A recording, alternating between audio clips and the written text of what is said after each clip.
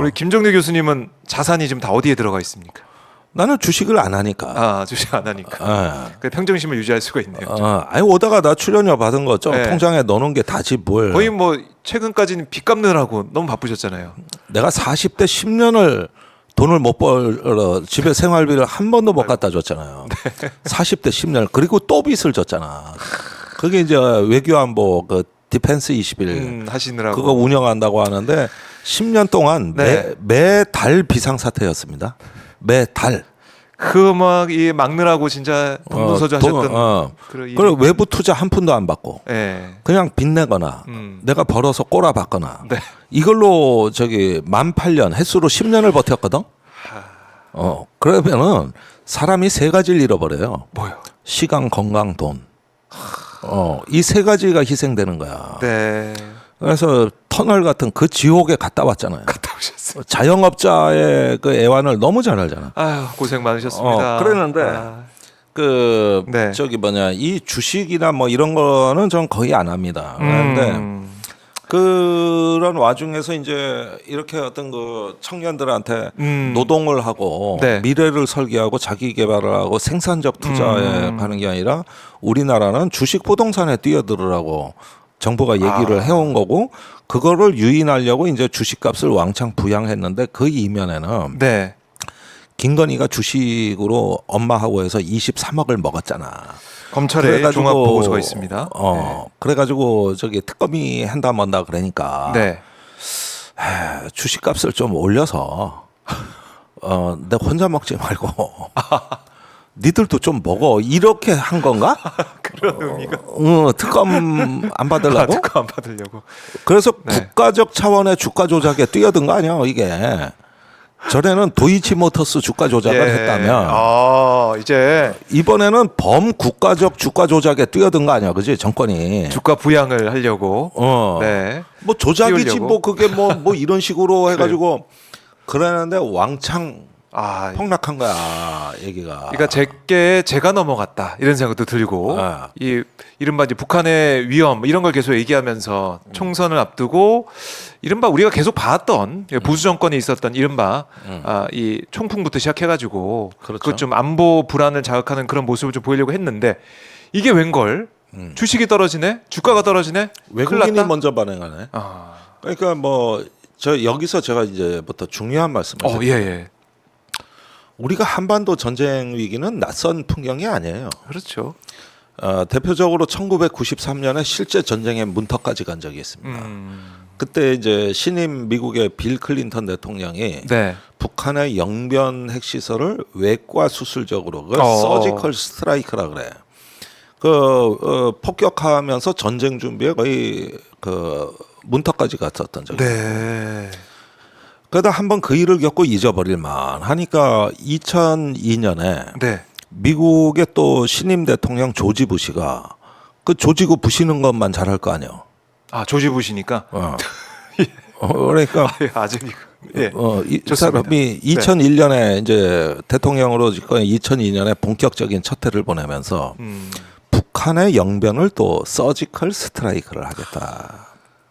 이래가지고 맞아요. 상당한 전쟁 분위기가 고조됐어요. 맞아요. 외신에서는 거의 뭐 전쟁 나는 것처럼 또 보도도 많이 했었고요. 그랬는데 이게 그 당시에 주가가 꺼졌냐? 네. 아니거든. 한국은 이런 정도에도 내성을 이미 갖춘 나라라 가지고 어떤 거기서 투자가 뭐 취소됐다거나 네. 주가가 폭락했다거나 그냥 잠시 출렁이는 정도지. 네. 기본 뭐 디포트 값이다 이렇게 보는 거겠죠. 이미 북한 리스크는 증시에 항상 상수로 반영돼 있었다. 이런 인식으로 해서 오히려 꺼지면 꺼질 때가 기회라고 해서 더 매수를 하고 이랬다. 저가 매수세가 들어오고. 그래서 한 며칠은 출렁거렸어도 네. 이렇게 2024년 1월 달처럼 황당하게 폭락 사태는 없었거든. 그러면 이번에 과거 전쟁 위기와 네. 무엇이 다르길래? 그러게요. 그리고 사실은 전쟁 위기까지 간 수준은 아니라고 지금. 네. 긴장이 고조됐다 뭐 이런 정도. 말폭탄 주고받고. 주로 말이고. 네. 근데 그때 같이 실제 작전 계획이 막 나오고. 그렇죠 그때. 이럴 정도의 전쟁 위기는 아닌데도 오, 맞아요. 그런데 증시의 그 이번에 폭락 사태의 분석이 한반도의 지정학 리스크가 민감하게 반응했다는 거거든. 그러면 과거의 뭐가 전쟁 달라졌을까? 위기하고 뭐가 달라서 이번에는 예. 사람들 심리에 이토록 민감하면서 치명적으로 되는가? 네. 요런 게 다릅니다. 아, 이게 중요합니다. 예. 네. 이제부터는 이거 잘 들으시네요. 예. 94년이나 2002년하고 지금은 무엇이 다른가? 첫째, 나는 누가 뭐래도 미국의 영향력이 많이 약화됐다고 봅니다. 아. 그 우크라이나 전쟁, 아프가니스탄 함락, 네. 그다음에 이스라엘 이스라엘, 팔레스타인 전쟁 팔레스타인. 등 네. 지금 세계 곳곳에서 분쟁이 벌어지고 그렇네요. 있는데 이런 분쟁을 억제하거나 종결하는데 미국의 리더십이 보이지 않는다. 예전에 그 미국이 아니다. 계속 수렁으로 빠져간다. 네. 상황이 악화되거나 아니면 끝나지 않아. 이런 상황이고 요즘 네타냐후 봐 미국말 안 들어. 그 전화를 몇 번 하고 뭐 국무장관 몇 지금 번 찾아가고 21번 21일째 전화도 안 한대 서로. 아, 이젠 전화도 안 옛날에 하고 있어요? 바이든이 막 급해서 그러니까요, 뭐 전화하고 이젠 전화도 안 한대. 어차피 말해봤자 안 듣는데. 네타냐후는 완전히 미국 뺨다구를 때리고 있죠. 야, 이거 참 예상하지 못했던 부분이고요. 우크라이나 전쟁은 끝날 기미가 안 보이죠. 네. 아프가니스탄은 미군이 패주했죠. 그렇죠. 그러면서 미국의 문제 해결 능력이 심각하게 의문을 갖는데 지금 미국의 힘이 문제 해결하고 사태를 종결지우는 역량이 약화됐다. 약화됐다. 영향력이 약화됐다. 영향력 약화. 예, 이게 이제 첫 번째고. 첫 번째 이유고. 예. 두 번째 그로 인해서 이번에 그 전쟁 군사적 긴장이 과거에 비해서 한국의 구조적인 취약성이 너무 높다. 일단 구조적 미국의 취약성. 영향력도 약하지만 네. 중국 러시아가 한국 편이 아니다. 아, 그 면에서요. 네. 그렇죠. 우리가 좀 잃어버린 지렛대라고 볼 수가 있겠죠, 지금은. 그렇습니다. 그러니까 과거에는 다 육자 회담도 하고 또 한국의 비핵화 지지하고 한반도 비핵화 지지하고 다 그 활발하게 소통했던 중국 러시아가 떨어져 나갔다. 네. 지금 구조적인 변화가 있었다. 이게 과거와 확연히 다르죠. 그다음에 세 번째는 네. 그 이게 이제 미국 학자들이 실제 전쟁 위협이 높다고 봤던 건데 과거에는 미국이 한반도의 전쟁 위기를 높이면 한국은 그걸 제지하고 나섰다고. 예컨대 1994년에 클린턴이 전쟁하겠다 그러니까 김영삼 대통령이 전쟁은 절대 안 돼. 그래서 만약에 전쟁 나면 난 한국군을 한 명도 동원시키지 않을 거라고 뭐 클린턴하고 담판을 줬다며. 네, 그래서 백악관에 전화해 담판 줬다는 거 아니야? 네. 근데 후에 그건 거짓말로 확인이 됐어. 아, 거짓말인가요? 당시에는 그렇게 막 얘기가 나왔는데. 전화가 온 적이 없는데 한국 대통령이 그렇게 주장을 하니까 클린턴 백악관에서 한국 대통령 전화 안 왔다는 증거를 제출하고 백악관에 전화판 단자를 뜯어서 통화 기록을 봐서 이 중에 없다고 그걸 공개한 거 아니야. 그래요? 한국 대통령이 언제? 김영삼은 바싹 쫄아 있었지. 그래서 카터가 그때 가서 전쟁 위기를 수습하러 평양에 갔잖아요. 예. 그래서 남북 정상회담을 합의해 왔는데 그걸 서울에 들려서 김영삼 대통령한테 얘기하니까 그때 그 표현의 회고록에 이렇게 나와. 김영삼이 좋은 건지 놀란 건지 두 개의 감정이 뒤섞인 표정으로 입을 딱 벌리는데 턱이 목 밑으로 떨어졌다. 그러니까 턱이 목 밑으로 정상회담 이렇게 된 거야. 전쟁하려고 안 했어. 그리고 2002년 말부터 그 조성된 그 안보 위기에서는 네. 당시 노무현 당선자 시절에. 그러니까 노무현 대통령 나도 인수위에서 많이 모셨지만 이 미국의 일방적 깡패 짓거리에 대해서 얼마나 분개했다고. 그러니까 전쟁할 생각이 없는데 그렇죠. 이랬단 말이야. 네. 근데 지금은 뭐가 다르냐? 남북의 최고 지도급이 다 전쟁 얘기를 하고 있는 거야. 이게 달라. 서로 전쟁 못해 환장한 놈들끼리 죽이 턱턱 맞아. 네. 이 모양새가 심각해 보이는 거야. 미국 학자들 입장에서. 저렇게 서로 안 지겠다고? 서로 응징했다고 으르렁거리는데 저래다 진짜 말싸움이 주먹 싸움으로 네. 바뀔 것 같거든. 그렇죠. 이게 세 번째야. 이건 진짜 확연한 뭐 차이점이 있네요. 지금 상황. 그다음에 네 번째인데 네. 이 국제사회, 국제 여론이 과거와 같이 일반적 규범이 없이 끊임없이 흔들리는 무정부 상태로 지금 치닫고 있다 보니 전 세계에서 그러지 않아도 전쟁이 많아. 그렇죠. 전쟁 아니면 내전 아니면 쿠데타요. 네. 이게 이제 중앙아시아에서 또 중동에서 서아프리카에서 동유럽에서 벌어지고 있는 일들입니다. 그러면은 이 전염병처럼 폭력이 확산되는 이 불타는 세계에서 네. 그 옆에 대만 해협이나 한반도가 아무 일 없이 지나가는 게 오히려 그게 더 이상해 보여. 그러니까 전쟁에 대한 직관, 어떤 민감함이 네. 급격히 고조되어 있는 시기란 말이에요. 그러니까 돈이라는 게 이 폭력을 피해 안전한 데로 은신하고자 하는 속성을 갖고 있기 때문에 그렇죠. 이런 것들이 외국인들한테는 이 민감한 지정학적 충돌이 예견되는 지역에서는 과거 94년, 2002년 위기와 달리 매우 심각하게 봤다. 그래서 하루에 저렇게 막 7조 원어치를 매도하고 그런데 돌아오겠냐고. 3월에 더 큰 게 있는데. 그러니까요. 3월이 진짜 위기일 수 있다 이런 얘기도 작년에 많이 나오기도 했었는데 1월부터 연초부터 지금 이러다 보니까 뭐 주식시장, 부동시장 띄우려고 노력하는 정부와 달리 지금 상황은 녹록치가 않다. 외국에서 뺨 맞고. 그러니까 다 죽쓰는 거야.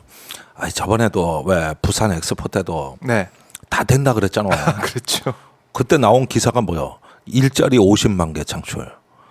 부산 북항 천지 개벽. 네. 어마어마했지. 어마어마했지. 장밋빛 전망이 많이 나왔죠. 다음 날 외국에서 국제 여론에서 쟤들 뭐 하냐? 지금 한국 쟤들 뭐 하냐? 돈은 6천억을 썼어.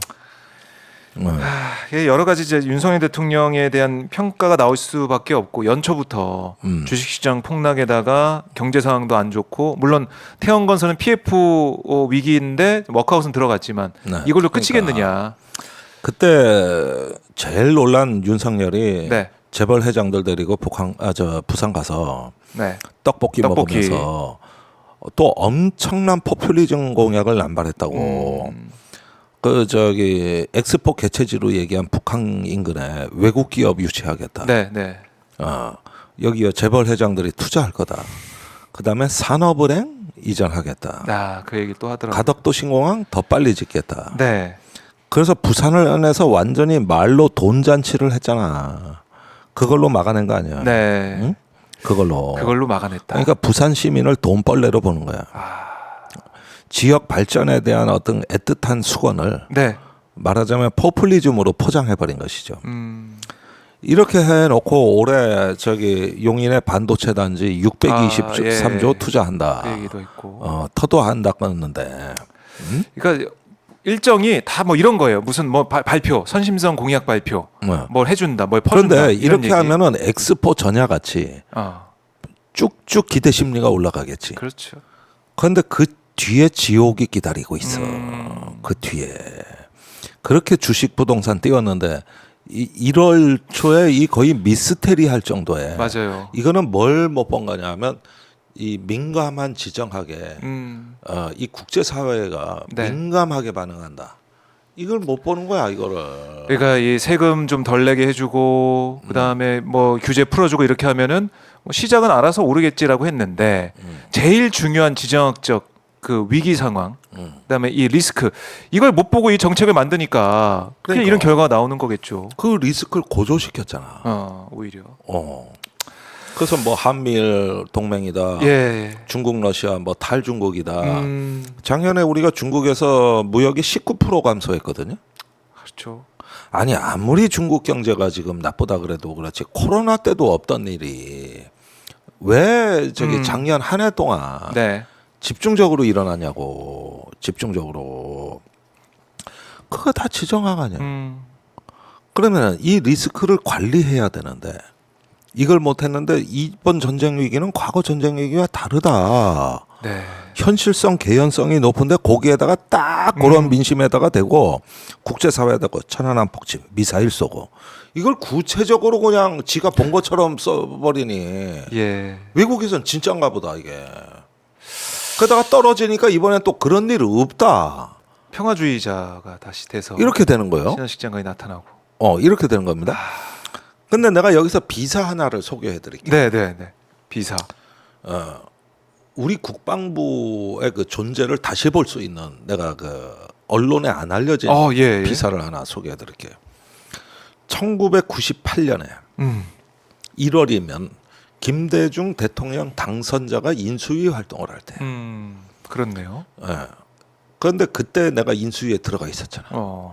그때 IMF 외환위기에 이 한국 전쟁 이후 최대 국난이라고 하는 그 사태에서 모든 정부의 예산, 그때 공무원들 월급이 10% 깎였고, 웬만한 어떤 투자 사업도 중단되고, 환율이 막 97년 말에 달러당 2,000원까지 올라가고, 네. 그래서 금모으기 운동이 들어가고, 이 와중에 국방부가 이거 새로운 대통령이 국방비를 제대로 주시겠냐. 그래서 자발적으로 15% 감축안을 만들었어. 국방비를. 우리도 허리띠 졸라 매겠습니다. 물론 그렇게 되는 데는 제가 큰 기여를 했죠. 저 대통령 당선자를 도와야 되지 않겠습니까? 군의 긴축을 하고 나중에 국난이 극복될 때까지 신규 사업이나 외국에 지불하는 달러가 한 푼이라도 귀한데 네. 그 연부액을 좀 미루는 방식으로 해서 예산을 줄입시다. 동참합시다. 예. 그랬는데 저기 미국에서 그때 윌리엄 코언 장관이라고 있었어. 국방장관인데. 네. 이분이 한국에 온다네. 이제 한국이 국방비를 팍 깎으면 네. 그럼 미군 부담이 커진다는 얘기냐. 그러니까 걱정이 이게 돼서. 걱정이 된 거야. 네. 그래가지고 1월 22일 날 네. 김대중 당선자를 만나. 그래가지고 이 우려를 전달했어요. 근데 김대중 대통령이 잘 알았다. 국방비는 현행 수준을 유지하겠다. 그래서 국방부가 자발적으로 깎으려고 준비한 걸 원상회복시키라니까 또 이번엔 늘리느라고 또 난리가 났어. 어떻게 또 하냐. 근데 우리도 그때 관여를 했지만 네. 김대중 대통령이 그렇게 생각하고 코언 장관의 손을 들어준 데는 이유가 있습니다. 97년 외환위기 와중에 원래는 미국 재무부가 한국의 구제금융을 지원하는데 분위기가 쿨했어요. 아주 냉소적이었어요. 네, 그렇죠. 그런데 코언 장관이 미국 그 NSC에서 재무부를 압박을 해가지고 한국에 지금 긴급히 금융 지원을 안 해주면 국방비가 줄어들 가능성이 높고 이럴 경우에는 물론 미국 무기도 못 팔지만 네. 미국의 안보 부담이 커진다. 아하. 동북아 세력 균형에 이게 중요한 영향을 미치는 한국이 전략적 요충지에 있는 나라라는 이 지정학을 좀 고민해 달라. 이러면서 예. 그 굉장히 그 분위기가 좀 우호적으로 바뀌었어요. 근데 윌리엄 코언 장관이 그 말을 할 때는 당시 김영삼 정부의 마지막 국방장관이던 김동진 국방장관이 코언을 설득한 거야. 편지를 보내고. 예. 그래서 지금 이 어려운 시기에 동맹으로서 구제금융의 국방장관이 역할을 해달라. 이건 안보 문제다. 또 그렇게 설득을 했군요. 이게 이제 DJ한테까지 흘러가면서 양국의 국방부가 현재 안보 상태를 무너뜨리면 안 된다는 입장에서 이제 구제금융까지도 영향을 준 거거든요. 예. 그러니까 원래 국방부는 이런 일 하는 데야. 이런 거 하는 데가 국방부입니다. 예. 그 저기 코언 장관이 다녀가고 나서 1월 말이 되자 또 문제가 월가의 무디스 같은 신용평가 회사가 한국의 신용 등급을 낮추려 그래. 그 이유가 김영삼 정부 때 남북 관계가 하도 안 좋아서 맨날 전쟁 난다 이러니까 예. 안 좋은 상황에서 그 저기 이 국난의 상황을 북한이 오판해서 네. 쳐들어올 가능성이 더 높은 거 아니냐. 그러니까 부랴부랴 네. 국방부의 그때 정책실장이 차영구 장군이었어. 3스타요. 3스타요. 네. 이 국방부 정책실장을 단장으로 해서 1년의 안보 관계자들이 팀이 월가로 갑니다. 그래서 신용평가 회사마다 다니면서 이 북핵 위기나 한반도 상황이나 이런 것들을 설명을 했다고. 그래서 전에 전쟁 위기도 다 극복을 했고 관리할 수 있습니다. 지금은 제네바 합의가 운영 중에 있고 그래서 북한이 핵을 동결한 상황이고 그렇게까지 활동했었군요. 그다음에 국방부가. 그 저 한반도는 새로운 대통령 당선자가 평화주의자고 DJ입니다. 이렇게. 그리고 DJ는 워낙 국제적 명성이 높으니 그래서 이런 데서 이런 안보 불안 심리로 네. 한국의 신용 평가를 낮추는 건 큰 실수하는 거다. 이렇게 해가지고 국방부가 지켜내. 그러니까 내가 말하는 얘기는 뭐냐면은 예. 국방부는 이런 걸 하는 그러니까요. 부처야. 이런 걸 하는 게 국방부야. 모두 한반도를 잊고 있었던. 안정되게 네. 평화롭게 해서 한국의 국제 신인도를 높이고 그럼으로써 한국과 외국인들이 마음 놓고 생업에 종사할 수 있도록 도와주는 게 국방부야. 그런데 1998년도의 국방부와 2024년의 국방부는 전혀 다른 존재인 것 같아. 정반대의 일을 하고 계셔. 그렇네요. 지금 국방부는 멀쩡한 군사합의서를 무력화하고 그 다음에 평화로운 바다에 포사돼서 네. 그 죄 없는 물고기나 죽이고 막 이 주민들 막 피난 가고 여객선이 끊기고 예. 조업 통제되고 고통을 받고 그래서 한 있습니다. 8년간 아무 걱정 없이 살았던 평화로운 섬에서 네. 매일 포성이 들리는 그러니까 전쟁 그러죠. 난다고 지랄하는 네.